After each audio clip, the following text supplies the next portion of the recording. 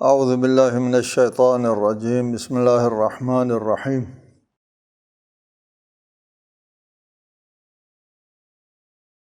الحمد للہ رب العالمین والصلاة والسلام علی اشرف الانبیاء والمرسلین وآلہ الطیبین الطاہرین۔ اعوذ باللہ من الشیطان الرجیم ومنہم الذین یؤذون النبی ویقولون هو اذن قل اذن خیر لکم یؤمن باللہ ویؤمن للمؤمنین ورحمۃ للذین آمنوا منکم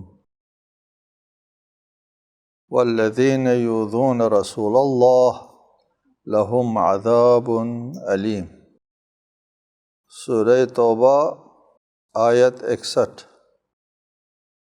اور ان منافقین میں سے کچھ لوگ ایسے ہیں جو نبی کو اذیت دیتے ہیں، یؤذون النبی۔ اذیت کی نوعیت بھی بیان فرماتے ہیں، وہ یہ ہے وَيَقُولُونَ هُوَ أُذُنٌ، اور وہ رسول کے بارے میں کہتے ہیں کہ رسول کان کے کچے ہیں۔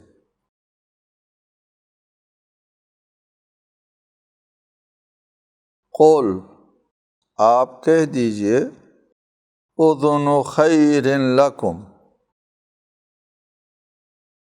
وہ تمہاری بہتری کے لیے کان دے کر سنتا ہے۔ اذن خیر ہے۔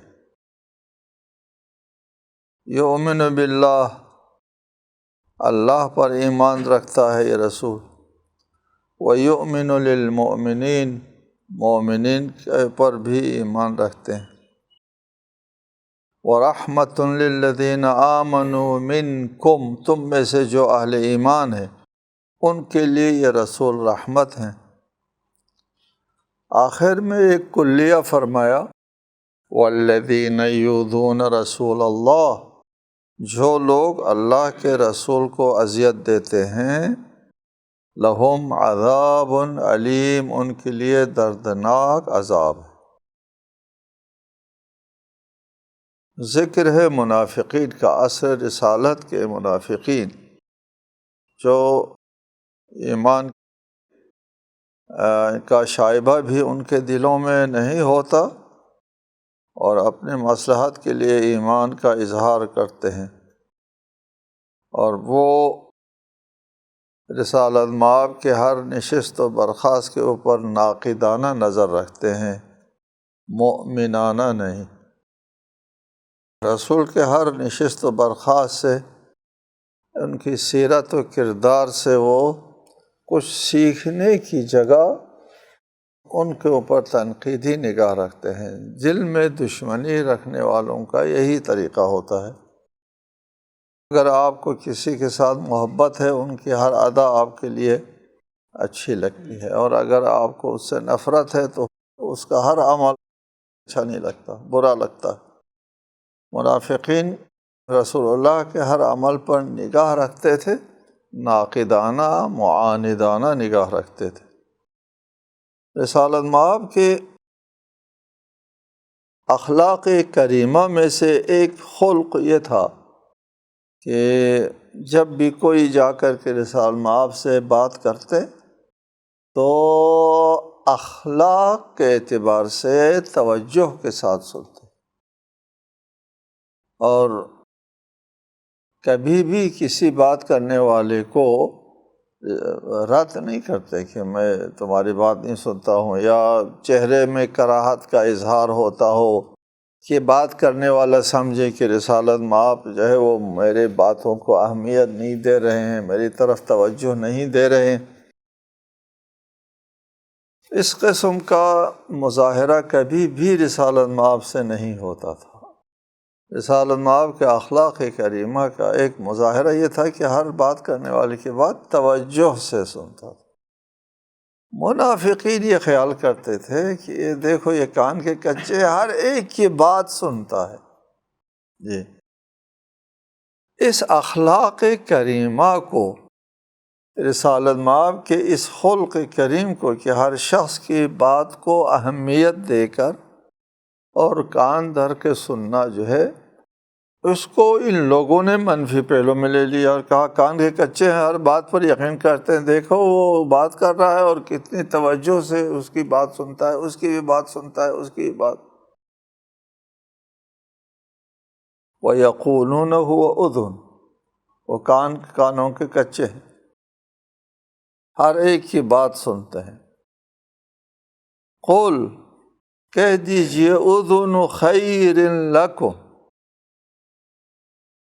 یہ رسالت مآب جو ہے وہ تمہاری بہتری کی ہر بات سنتے ہیں، بیان کی آزادی دیتے ہیں، ہر شخص ہر بات کر سکتا ہے۔ اذن خیر لکم، ایسا نہیں کہ رسالت مآب جو ہے اسے رعب اور دبدبے میں بیٹھتے ہیں کہ ہر شخص ہر بات نہیں کر سکتا رسالت مآب سے۔ اذن خیر لکم، تم میں سے ہر شخص کی بات سنتا ہے، اور تم میں سے ہر شخص کے لیے آزادی رسالت مآب نے دے رکھی ہے کہ ہر شخص ہر بات کر سکتا ہے رسالت مآب سے۔ اور پھر اس کے بعد یؤمن باللہ و یؤمن للمؤمنین، اور پھر وہ ایمان بخدا اور ایمان بمؤمنین کی روشنی میں باتوں کو لے لیتے ہیں، سنتے ہر بات ہے۔ قرآن مجید میں یستمعون القول فیتبعون احسنہ، سننے کے حد تک تو ساری باتیں سن لینا ہوتا ہے، اتباع کی نوبت جب آتی ہے تو احسن کا اتباع ہوتا ہے۔ سننا، ساری باتیں سننا جو ہے وہ ایک اخلاق ہے، خلق ہے۔ ایک شخص کے لیے اپنے دل کی بات کرنے کا موقع دینا بھی ایک قسم کا بھڑاس جو ہے اس کو دل سے نکلتا ہے کہ اس نے میری باتیں سن لی۔ اذن خیر لکم، تمہاری بھلائی کی باتیں سنتے ہیں، اور پھر ایمان بخدا اور ایمان پر مومنین کی روشنی میں باتوں کو لے لیتے ہیں۔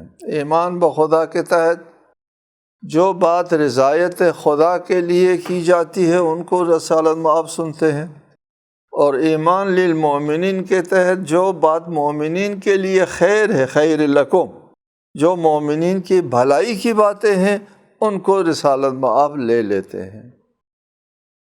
ان دو چیزوں کی بنیاد پر ایمان بخدا میں رضایت رب ملحوظ ہوتا ہے، اور ایمان للمؤمنین، مومن کی مصلحت ملحوظ ہوتا ہے۔ آگے فرمایا وَرَحْمَةٌ لِّلَّذِينَ آمَنُوا مِنْكُمْ، رسالت مآب تم میں سے جو ایمان لے آئے ہیں ان کے لیے رحمت ہے، اور رحمتاً للعالمین ہے، لیکن عالمین کے لیے جو رحمت بنا کر کے بھیجا ہے اس سے یہ ہوتا ہے کہ جو لوگ اس رحمت کے لیے اہل قرار پاتے ہیں، اپنے آپ کو اس رحمت میں شامل ہونے کے لیے اہل بناتے ہیں، وہ اس رحمت للعالمین کے شامل حال ہوتے ہیں۔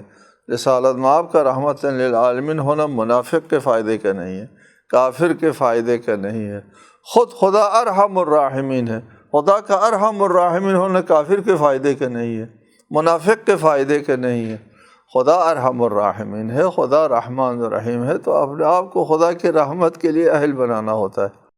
اسی طرح رسالت مآب بھی جب رحمت للعالمین ہے تو عالمین میں سے وہ لوگ رسالت مآب کی اس رحمت سے مالا مال ہوتے ہیں، فائدہ لیتے ہیں، فیض لیتے ہیں، جو اس رحمت کے لیے اپنے آپ کو اہل بناتے ہیں، اور وہ الذین آمنوا منکم ہے، تم میں سے جو اہل ایمان ہے وہ رسول کے اس رحمت سے فائدہ اٹھانے والے۔ والذین یؤذون رسول اللہ، جو لوگ رسول خدا کو اذیت دیتے ہیں، لہم عذاب علیم، ان کے لیے دردناک عذاب ہے۔ ایمان اللہ اور رسول کی اطاعت کا نام ہے، اور اذیت دینا رسالت مآب کو یہ ایمان کے مقابل میں ہے۔ اگر کوئی شخص رسالت مآب کے اوپر ایمان رکھتا ہے تو وہ ایسا کوئی قدم نہیں اٹھا سکتا کہ رسالت مآب کی اذیت ہو جائے۔ اذیت دینا، رسالت مآب کو اذیت دینا رسالت مآب پر ایمان کے منافی ہے۔ جب رسالت مآب کے اوپر ایمان لے آنے سے وَرَحْمَةٌ لِّلَّذِينَ آمَنُوا مِنْكُمْ، تم میں سے جو مومن ہیں ان کے لیے رسول رحمت ہے، بالکل اس کے مقابلے میں جو لوگ رسول کو اذیت دیتے ہیں ان کے لیے عذاب کا سبب، لہم عذاب علیم۔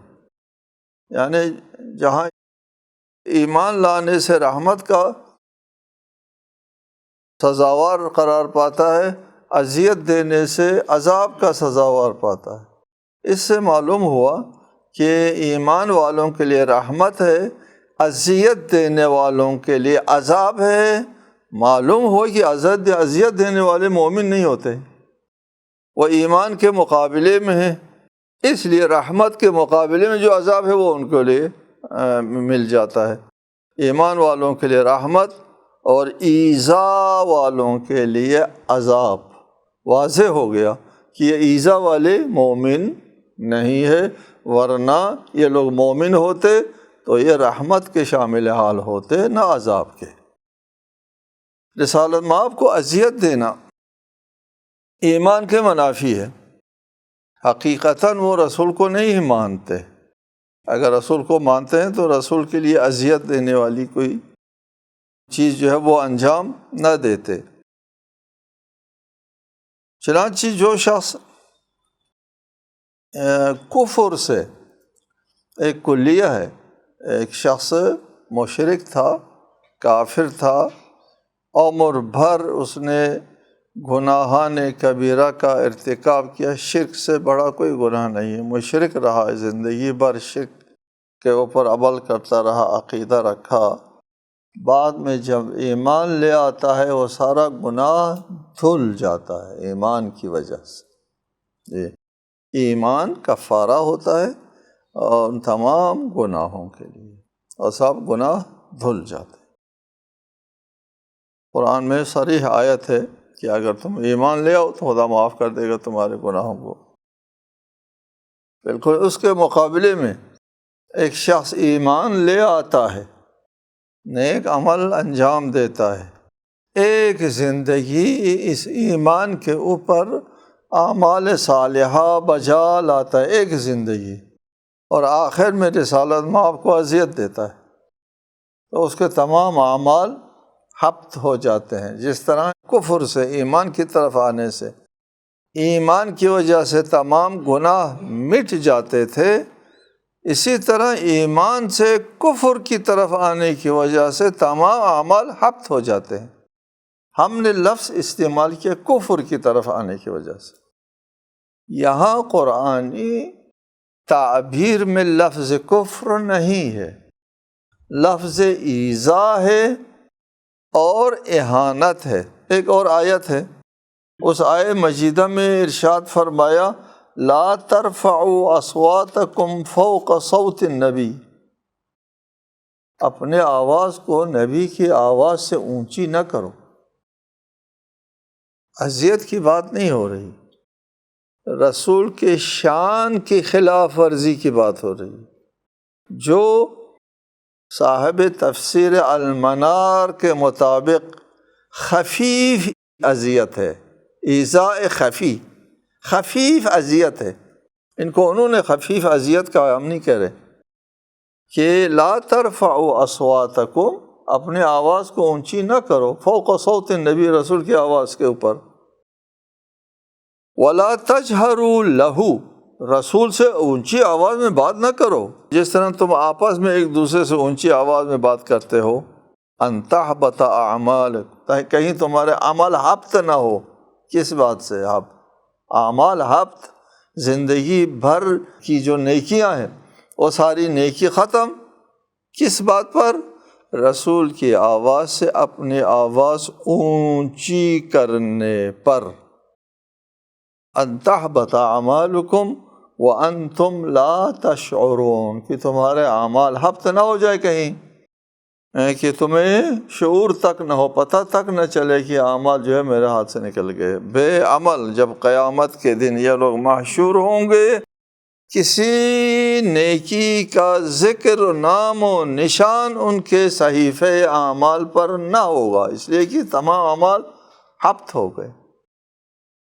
کس بات پر ہبط ہو گئے؟ صرف اس بات پر کہ ان لوگوں نے اپنی آواز کو رسول کی آواز سے اونچی کی، اور رسول کے آواز پر اپنے آواز کو اونچا کرنے کی وجہ سے ان کے عمل ہبط ہو گئے، جن کو صاحب تفسیر المنار خفیف ایذا کہتے ہیں۔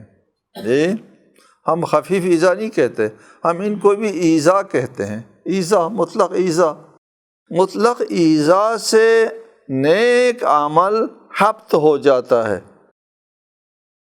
بالکل اس کے مقابل میں ایک شخص کافر ہے، وہ کفر سے ایمان کی طرف آتا ہے تو اس کے تمام گناہ ایمان کی وجہ سے مٹ جاتے ہیں۔ بالکل اسی طرح ایک شخص جو ہے وہ عمر بھر جو ہے نیک عمل کرتا ہے، ایک مرتبہ آ کر رسول اللہ کی آواز پر اپنی آواز کو اونچی کر کے بڑھ چڑھ کر کے بات کرتا ہے، اس کے سارے اعمال ہبط ہو جاتے ہیں۔ اعمال کا ہبط ہونا دلیل ہے اس بات کی کہ یہ شخص ایمان کے منافی عمل کی طرف آیا ہے۔ جب ایمان کے منافی عمل کی طرف آئے گا تو اس کے سارے اعمال ہبط ہو جاتے ہیں۔ جس طرح سارے گناہ ایمان کی وجہ سے جڑ گئے تھے، اسی طرح اس عمل کی وجہ سے جو ایمان کے منافی، رسالت مآب کے ساتھ یہ جو عمل ہے کہ آواز کا اونچی کرنا، رسالت مآب کی آواز پر اپنے آواز کو اونچی کرنے سے عمل ہبط ہو جاتا ہے۔ اس سے رسول اللہ کا دل آزردہ ہوتا ہے، رسول کی شان کے خلاف گستاخی ہوتی ہے، مقام رسالت کے منافی عمل ہے، یہ احترام رسالت کا ایک منافی عمل ہے۔ اس سے اندیہ ملتا ہے اس شخص کے دل میں رسالت مآب کا وہ مقام نہیں ہے جو رسالت مآب کو حاصل ہے اللہ تعالیٰ کے نزدیک اور مومنین کے نزدیک بھی۔ اس سے یہ بات واضح ہو جاتی ہے کہ رسالت مآب کی آواز پر اپنی آواز اونچی کرنے سے آدمی مسلمان نہیں رہتا جی۔ اور یہاں سے ہمارے علماء اہل سنت نے، صرف یہ نہیں کہ ہم نے یہ مسئلہ اٹھایا ہو، تمام علماء اہل سنت نے، تفسیر المنار والے نے بھی یہ مسئلہ اٹھایا ہے کہ رسالت مآب کے ساتھ جو لوگ ان کو اذیت دیتے ہیں اعمال ہبط ہو جاتا ہے۔ رسالت مآب کی زندگی کے بعد ان کے آل کے ساتھ، جن لوگوں نے آل کو اذیت دی ہے، ان کے ساتھ بھی عیناً وہی حکم رسول ہے کہ اگر رسالت مآب زندہ ہوتے تو اپنی آل کے ساتھ جو کچھ مظالم رسالت مآب کے بعد ہوئے سب کے سامنے ہے۔ آل محمد کے ساتھ کیا واقعات ہوئے، کربلا کا واقعہ اور دیگر واقعات، بنی امیہ اور بنی عباس کے دور حکومت میں کیا کچھ مظالم نہیں ہوئے، یہ تمام چیزیں جو ہے وہ سب کے سامنے ہیں۔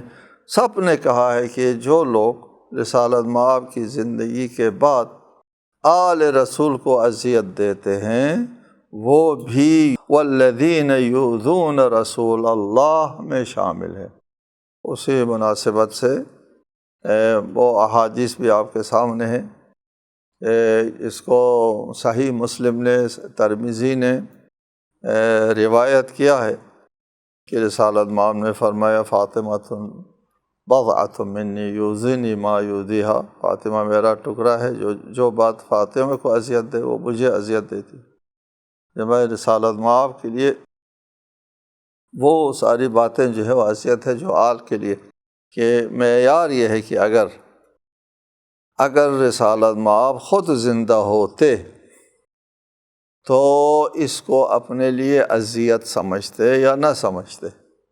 ہر وہ بات جو رسالت مآب کے زندہ ہونے کی صورت میں رسالت مآب کے لیے باعث اذیت ہے، رسالت مآب کے بعد بھی واقع ہونے والے تمام مظالم جو ہے وہ رسالت مآب کے لیے باعث اذیت ہے۔